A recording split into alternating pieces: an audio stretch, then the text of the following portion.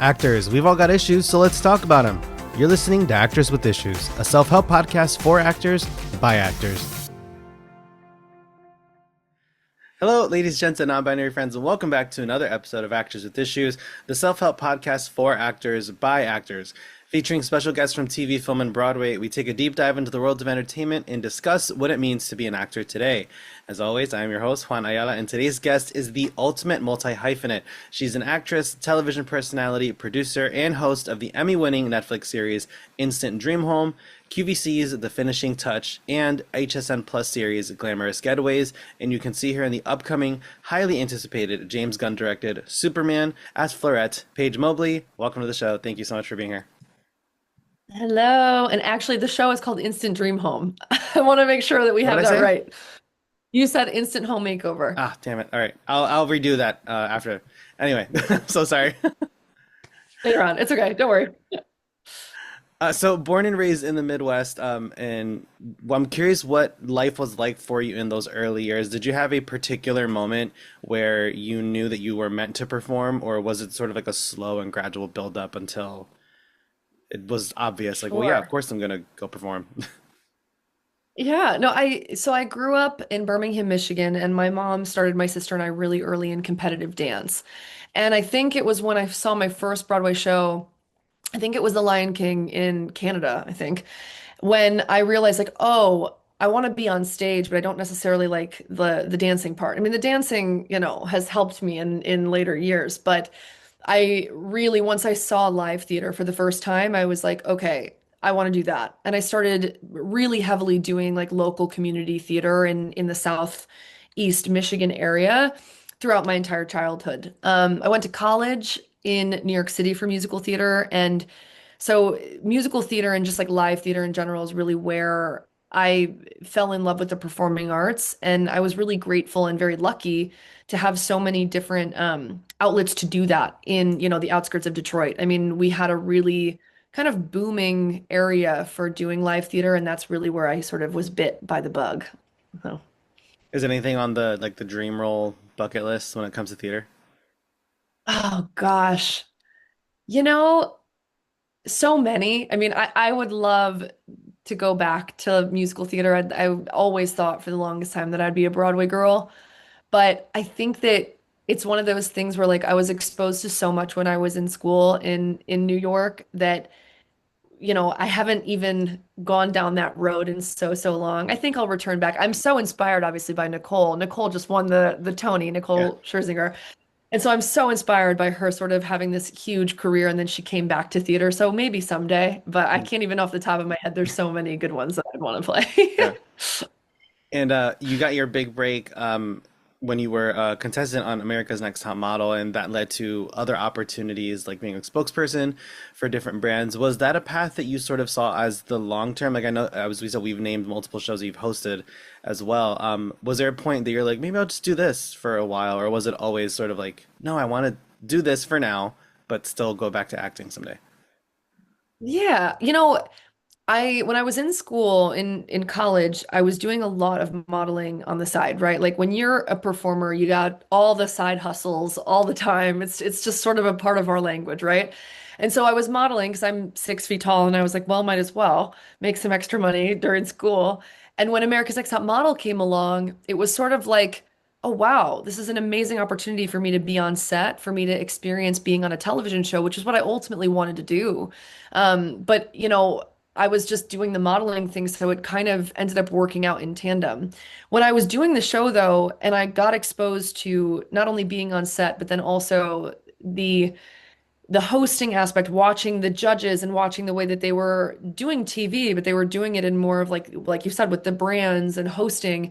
I definitely could see myself doing that. And I found myself resonating with different little things. And so I give a lot of credit to America's Next Top Model as my first job and my first show, because without it, I don't think I would have ever been exposed to so many different aspects of the industry in one situation. And it also was such a springboard for the rest of my career. So I'm forever grateful for that show. And I think, yes, it definitely did open my eyes to so much more than just, a set is for actors. I mean, that set was for everything, hosting, modeling. I mean, there was so much happening on that set that I could see myself all over the place, really, which was awesome for my first gig, you know.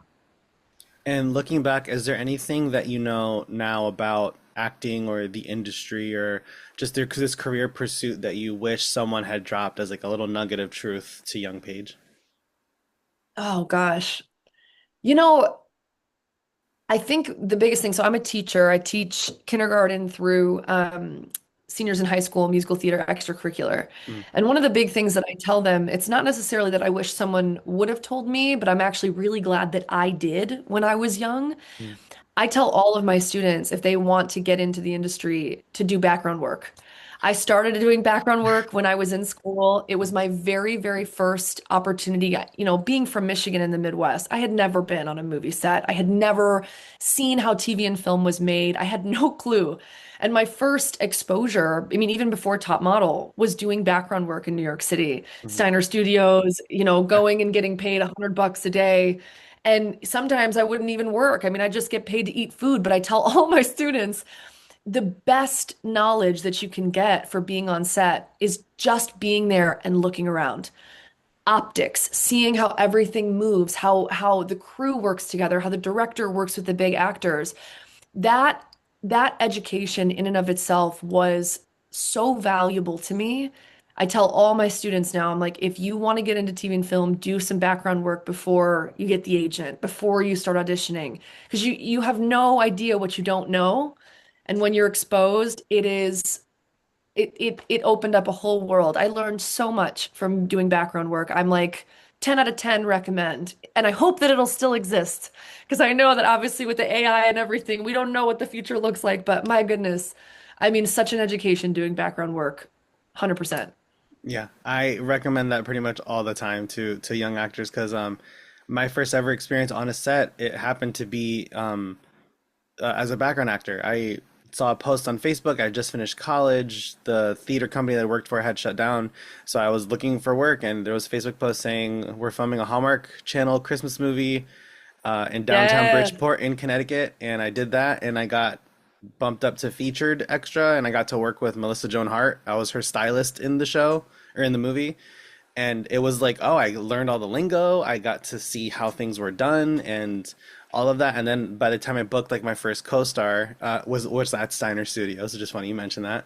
I Yeah. learned all the lingo. I knew I could say like, "Hey, can I 10-1 really quick?" You know, like I knew everything like behind the scenes. It was such so educational, and those aren't things they teach you in acting school, in drama school, and all that. It's just things they don't really think to teach you. It's because there's so much to learn Because as it's, an actor that they're not worried about the vocab. of course, well, and it's, you know, there's so much learning in the doing, right? I mean, there's so much that you do learn in school. Of course, you know, you learn the technique and you learn how to memorize a script, and all of that stuff is so important and valuable. But there is really something about being on set and having just being quiet, opening your ears up and listening and seeing everything that's happening around you. It's totally invaluable. And I really, there is something about that. What's the lyric of like started from the bottom and now you're here? There is really something to that like when you start sort of as a background worker and you kind of begin where so many of, you know, before us have began, and then you end up having, you know, a huge career in the future. It's just awesome to see that progression and knowing that you really learned by being hands-on and being there physically. So I totally support it. And I love that you have that story too, because Yeah, I think it's special. You know, yeah. I look back on it. I think in the moment I was like, oh, you know, I want to be up there, you know, saying all the lines and everything. But then I look back on it now and I'm like, oh my God, those were some of the best memories and I learned so much. So totally agree. And I want to talk a bit about your production company, Longmeadow Productions. What was the catalyst for starting that company and becoming a producer, and what have you learned in that process? Sure. So, you know, I want to say a couple years before COVID, I was working with a really good friend of mine on doing some producing stuff. And you know, we were going back and forth. We were doing some projects together, and it really tapped in for me my love of writing and my love of storytelling. And I talk about teaching a lot because I feel like it grounds me a lot as a performer. It kind of brings me back to my why. You know, I think in our industry, it's really easy to get caught up in a lot of the superficial things, the fame, the money, the this, the that. But when I go back to teaching and I recognize, like, no, I love the performing arts because this is like my life's purpose, and it started even when I was my kid's age. I it brings me back, and it's the same thing with producing and storytelling, is I kind of come back to this place of wanting to write and to be a storyteller and to create content that I think would be, valuable on the big screen. And so I started Long Meadow Productions. It's named after the street that my grandparents, they had their house on for their entire lives. My mom was raised in that house and they were my biggest fans. They always wanted to see me perform, and they unfortunately passed away before they were able to see me on television. Mm. So it's their namesake. And yeah, I mean, it's something that I've always wanted to do, and I just hope that in the future I can get more into writing and more into creating stories and content that I really believe in. Do you see yourself as someone who also puts themselves in projects, or do you want to have more of a behind the scenes role in those projects? I personally like, at some point I do want to start a production company myself. I've always written and directed like since college, but I know that I'm just like, if I put myself in something, acting is going to be like the least of my priorities. I'm going to be watching everything else with a director's lens, and I won't be able to shut off my director head. So, what is it for you? Do you see yourself being able to sort of balance that, or would you rather just write, direct, produce for those things? It's funny. I think about that in like all the time in regards to either TV and film or even producing like musical theater or live theater. And I think about the idea of like putting myself in either, and of course I would love to, but I think it would have to be a smaller part, like a smaller role. Yeah. Because when you have your hand in so many different things, like you said, it's really easy to kind of get distracted and things like what is that one saying where if there's a whole pie and you're giving away too many pieces of the pie, then nothing ever gets your full attention. Mm. So it's kind of the same. Like if I were to be putting myself as the lead in this film, but then also trying to be, the head of writing and then also directing and also producing, it's just like too much. So I think yes, but it'd have to be tiny because Yeah. to balance everything would be too much. Yeah. I'd go nuts probably. You'll be like Tarantino with like a cameo in each each movie. Yes. We'll take a cameo. A cameo would be cute. And then we'll still get the credit, you know what I mean? We'll be good. It'll be Yeah. fun. And we before we started recording, we talked a bit about pigeonholing and things like that. Given that it's one of those things that I talk a lot with actors as well. That comes up that we often get so sort of self-critical and like we try and box ourselves in, and it's like we have to get used to not doing that because the industry does that for us plenty. So it's like, no, do everything. Because I remember, especially during COVID, when I got like my first really great rep, I was auditioning a ton, and I was questioning almost everything that came my way. I was like, wait, why am I getting this audition? I'm not a good fit for this. But that's none of my business. I learned eventually. It's like you're not the casting director. They're casting. If they give you the audition, it's because they see you in this possibly. So do the work and then let them decide. But what can you talk a bit about pigeonholing and sort of boxing yourself in and wanting to break free of that?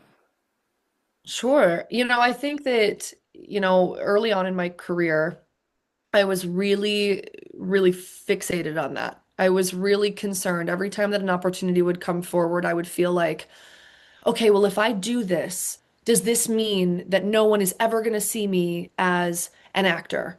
Or if I do this, does this mean that no one is ever going to see me as a model or a host? Or, they won't take me seriously as a dot, dot, dot, fill in the blank. And I had to get to a point where I just had to say to myself, like, if that happens, oh well. Like I can't cut myself off from opportunities because I'm so afraid that people are only going to see me one way. I had this one quote on America's Next Top Model. I think it became a meme or something. Like it was on Twitter and it made me giggle a couple times. But we ended up every week on the show getting different like challenges that we had to do. And one week it would be acting, one week it was dancing, one week it was hosting, one week it was jumping on a trampoline. I mean, like, all the things. Yeah. And I remember one of my castmates at the time like had like a meme that was like, I don't know if it was viral, but at least it was like a meme that was made that said, why are all of these challenges page challenges? Because I had a skill set in all of the different challenges that were coming up every single week. And you get to a point where as a performer, you have to like lean into your talents. And I got to a point in my career where I said, you know what, if I have the skill set and I have the credibility, why would I cut myself off from opportunities just because I'm afraid that people will only see me as this? In our work, it's so challenging to get jobs anyways. Like it's so tough to be employed anyway, that the idea that I was going to cut off opportunities for me to be performing in any regard, because I was afraid that, oh, now I'm only going to be a host or now I'm only going to be this.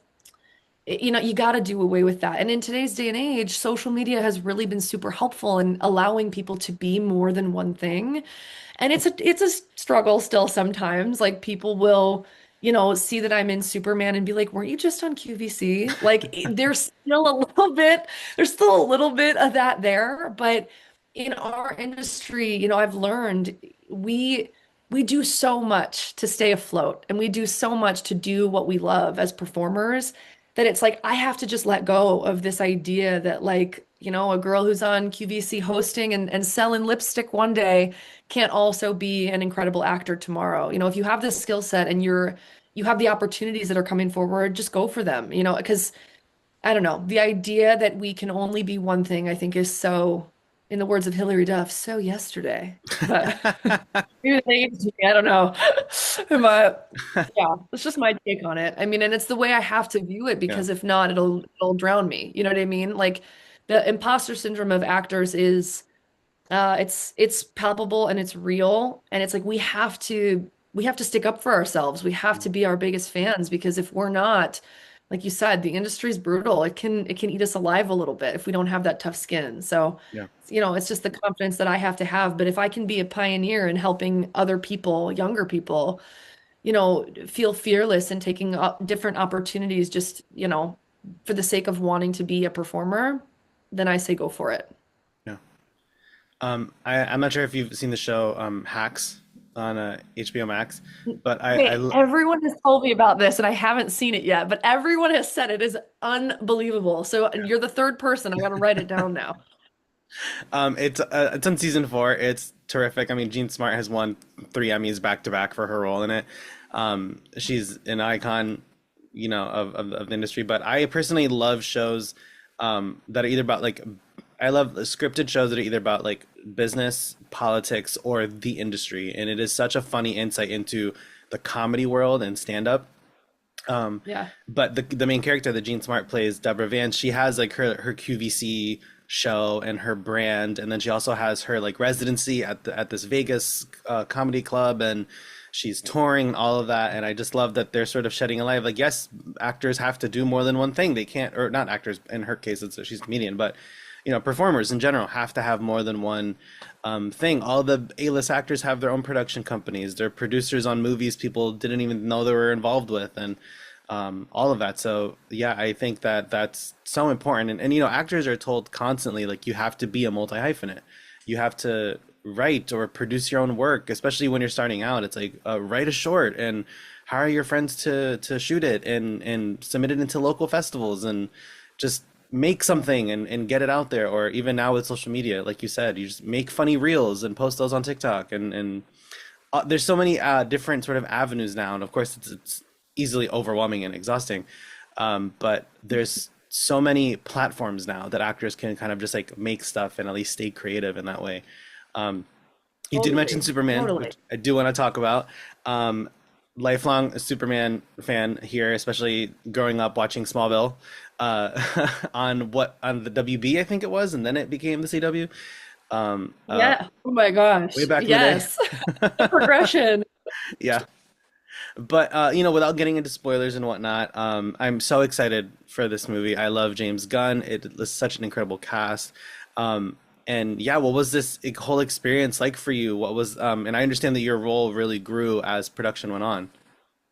Yeah, a dream, like just a complete dream. Like I don't, especially talking to other actors who really understand, you audition relentlessly, you're told no all the time. So to get a yes at this level and to get a yes for this film, I couldn't breathe. You know what I mean? It was so amazing. And so I feel grateful and honored every day. The entire shooting process, the set, everybody that I met, the performers, James, like everybody was so kind. It's kind of known that James makes a family out of his sets, and Mhm. I got to experience that firsthand. It was amazing, and I feel really, really honored. Like there's not a day that goes by that I don't recognize how big of a deal it is. And I feel like actors especially to book a Star Wars, to book, Marvel or DC or one of these sort of like larger larger titles, it doesn't fall short on me how big of a deal it is, and it means everything. So I'm so so grateful, and I'm so excited. I can't wait for everybody to see it. So, yeah. We are coming close to the end of our time, so we always wrap up with a quick game. So just choose a Mhm. number, one, two, or three, and that determines the game we play. Okay. Hmm. Let's go with two. Okay. Two is called For the First Time, a game of life and career firsts. So what is the first movie you saw in theaters? Oh my gosh, the first movie I saw in theater, School of Rock.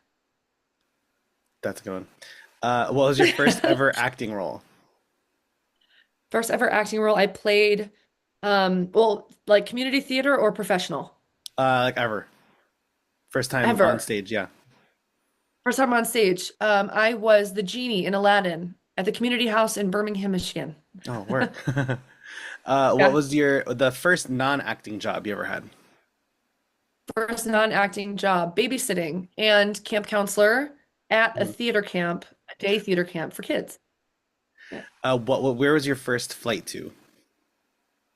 My first flight, probably to Florida, maybe Disney World Mm, when I was a little kid. I think that might have been my first too. Maybe there Yeah. was a trip to I Central would America say, before that, but definitely Disney's the first big one for a lot of kids. right? Like I feel like, yeah, at Who's least the from what I've first done. person you call when you book a job? Oh, my mom. Mm. My mom, for sure. For sure. First time you ever saw yourself on TV? Oh, Gossip Girl. Gossip Oh, Girl. I really? was Chuck That's Bass's so cool. date. Yes. I was Chuck Bass's date to a party in the flashback scene in the series finale of Gossip Girl. And Wow. that was the same situation as you. I was an extra that they bumped up to featured. Mm. And I think I got SAG eligible from that. And it was like the greatest day of Wow. my life because I had seen every Gossip Girl episode up to that point. And it was Yeah. like, Chuck Bass. I lost my mind. What was the first time you were starstruck? First time I was starstruck, this is going to be so lame, but I was at a after party for the Golden Globes. I was a Fiji water girl. You know when the Fiji water Yes. girl went viral? So I was one of those girls, and I got to go to the Golden Globes after party, one of my first jobs that I ever like, catering jobs that I booked in LA. And of all the celebrities that were there, and there was a lot of A-listers, I saw Jodie Sweetin come down the stairs from Full House. And I am a Full House fan. And when I saw her, I was like, I took the breath out of my lungs. I was so excited. Yeah. Ooh, she got me. So yeah, Jodie Sweetin was the first one. I mean, that's Stephanie not Tanner. lame. I think that, I mean, I feel like 90s kids and whatnot grew up watching. Mind you, I don't know how much I'm dating myself here, but I found out rather recently that Full House ended the year I was born. I didn't realize I'd been watching reruns my entire life. I thought I was Oh watching yeah, the no, show sequentially. I didn't realize it was an 80s show. I know, right? Well, I had the DVD pack that I Uh, would watch on like flights and stuff. Obsessed. And I loved Stephanie Tanner. She was like my favorite yeah, character. So I lost my mind when I saw her. yeah. What was the first audition you ever went on? First audition was for TV and film was for the show Awkward on MTV. And I Mm. actually have it. I still have my very first self-tape Oh, audition, cool. Yeah, which was self-tape. It wasn't even in person. And it was bad. It was very bad. Like the worst, so bad. But I have it, just yeah. for my own safekeepings. And lastly, in 10 words or less, what advice would you give to a young actor? The harder you work, the luckier you get. I love that. Although that was Yeah. prepared. I feel like you had that one ready. Well, my mom has been spewing that one to me Yeah. since I was, since I was born, and it was never pertaining to anything. But in our industry specifically, I'm like, wow, that little tidbit she was always giving is like really, really poignant for us. So that's at least how I feel. I feel like, yeah, the harder that you work, whether it be classes, memorization, marketing and materials, like whatever it is, like the harder that you work in this industry, I typically find like the years that I'm really hustling, typically I'm a little bit luckier. So that's my Yeah. piece of advice. Yeah. Awesome. Well, Paige, thank you so much for joining us on the show today. Thank you for sharing your stories and all of your insights. And I'm so excited, as I said, for Superman. And yeah, for anyone who wants to give you a follow on socials, where can they find you? They can find me everywhere at Paige Mobley. Paige has got an I in it. So Paige Mobley. And it's the same across all platforms. Awesome. And you can all see Paige Mobley in Superman July 11th in theaters everywhere. Thanks for joining us. Actors with Issues is hosted and produced by Juan Ayala. If you enjoyed today's episode, subscribe to our YouTube channel or on the podcast platform you're listening to.